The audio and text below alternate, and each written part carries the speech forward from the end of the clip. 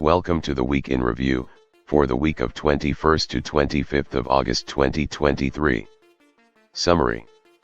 This week, the spotlight was the Fed Chair speech at the Jackson Hole Symposium.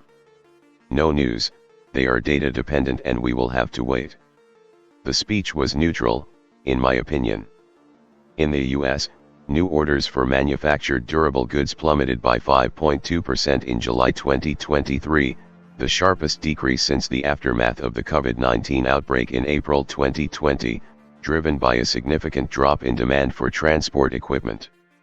The BRICS, Brazil, Russia, India, China, and South Africa, meeting in South Africa was also in the agenda for the week.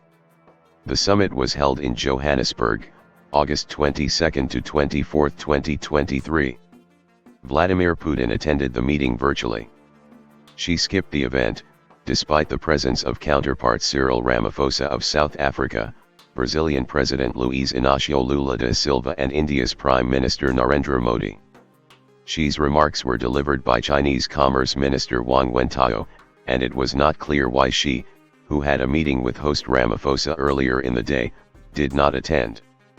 Comments from Brazil's Lula pointed to a divergence of vision within the bloc, which political analysts say has long struggled to form a coherent view of its role in the global order.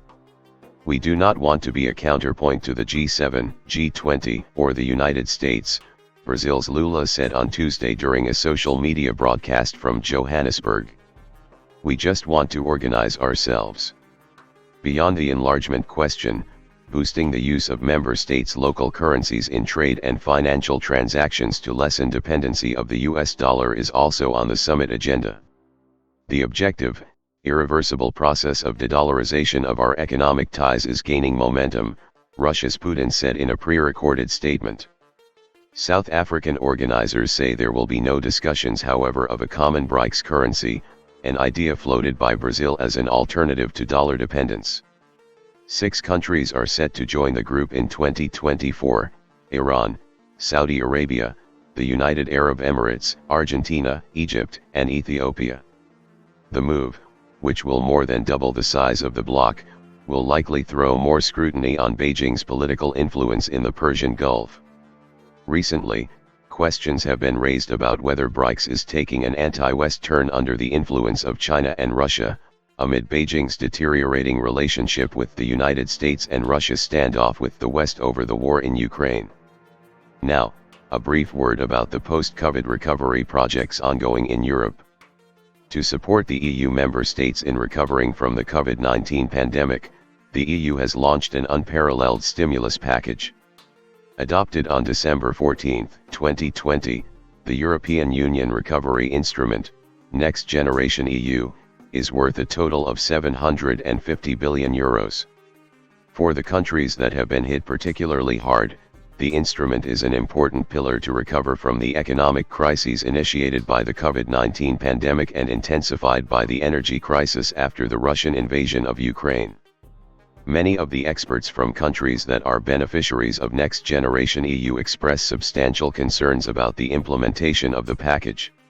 For instance, experts from Italy and Portugal mentioned that they are concerned about delays on critical attenuation plans, especially PNRR, the Italian National Recovery and Resilience Plan, and that it's becoming clearer the PNRR funds are not being dispersed, which is worrisome.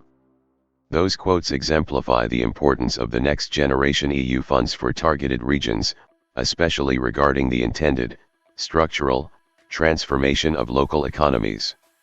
Experts in Southern Europe seem to be worried about mismanagement and bad implementation of the EU funds. Without the projects envisioned by the PNRR, Italy is deviating from the path to the transformation needed to face the challenges of the future.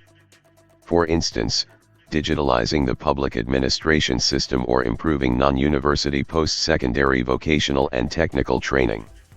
Under the partnership agreement, concluded between the European Commission and Portugal, €23 billion will be made available to support the economic, social, and territorial cohesion in Portugal until the end of the decade.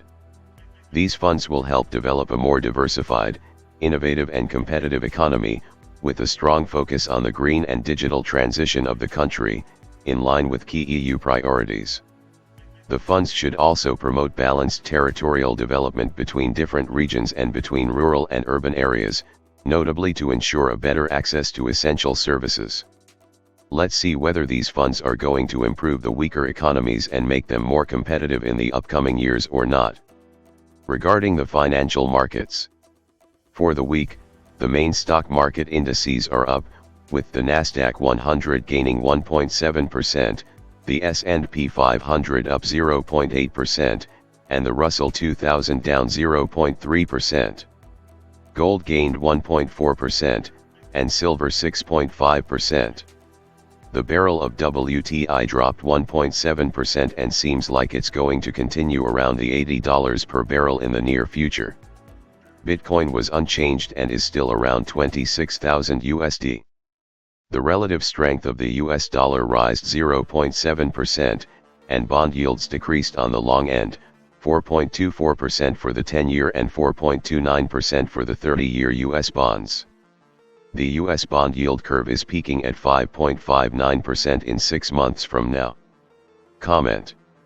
There are signs of manufacturing slowing down, and ocean shipping is also in a bit of a crisis. The trucking company Yellow, in the US, went under. The real estate market in China is an impending crisis. Germany is in a recession and Europe is not booming. Well, these the macroeconomic factors together with central banks pushing interest rates higher and banks raising lending standards doesn't leave margin for a fundamentally strong economy. Does this mean the end of the world is coming? No, maybe just a recession. Next year there are elections in the US, and we would be led to think that nobody wants to irritate the electorate and cause economic pain in an election year. However, this is precisely what happened in the presidential election of 2008.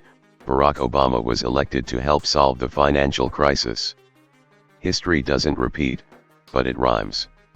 Until November 2024, the crisis and the recession have enough time to develop and the candidates will be shouting at the current administration and trying to gather votes. Let's see if this prediction is accurate. Regarding liquidity and the markets, it is our opinion that a general pullback, 10%, in the US stock market is still due for the near term.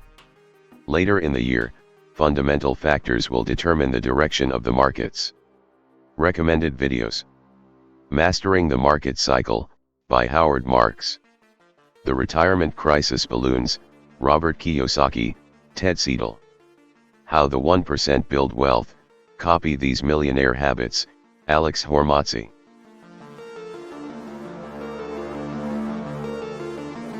Thank you for tuning in to JKO News. If this episode was useful, please like and subscribe. See you soon.